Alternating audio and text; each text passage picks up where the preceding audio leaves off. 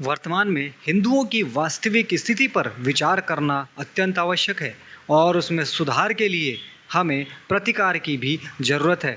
देखिए वीडियो और समझिए कि वास्तव में क्या है हिंदुओं की वास्तविक स्थिति और इसे सुधारने के लिए हमें क्या करना चाहिए।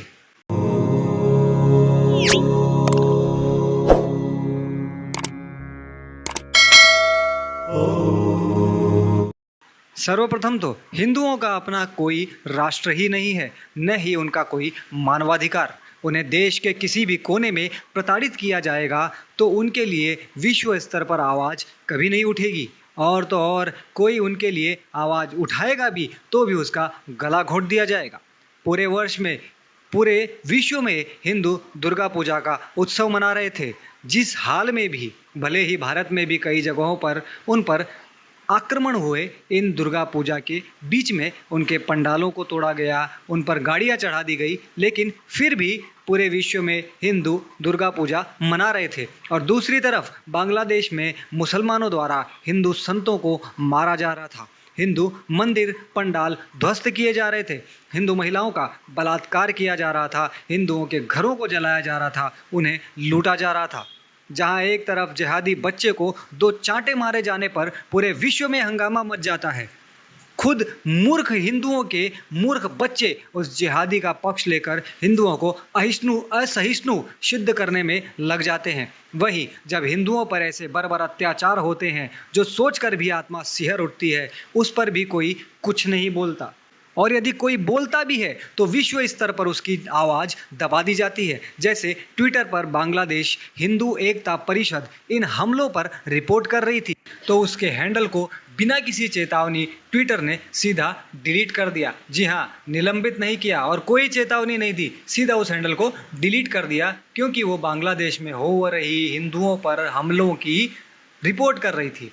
दूसरा, बांग्लादेश से ही है कि ट्विटर ने इस्कॉन बांग्लादेश के ऑफिशियल ट्विटर अकाउंट को भी सस्पेंड किया, क्योंकि वो भी हिंदू विरोधी दंगों में इस्कॉन मंदिरों की तोड़फोड़ और साधुओं की हत्या पर रिपोर्ट कर रही थी।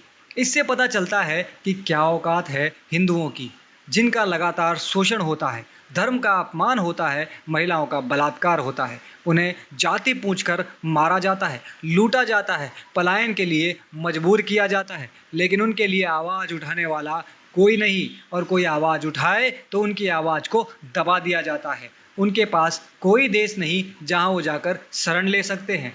इन सब का कारण कोई और नहीं बल्कि खुद हिंदुओं की सहिष्णुता, उनका आलस्य, उनकी चिर निद्रा, उनका सेक्युलरिज्म है, जो इतना सब देखकर भी आज तक नहीं जाग पाए। वो इस धरती पर बोझ हैं, और उनका वही हाल होगा जो कभी कश्मीर में हुआ था, वही हाल होगा जो बंगाल में हुआ, और वही हाल होगा जो आज बांग्लादेश में हो रहा है।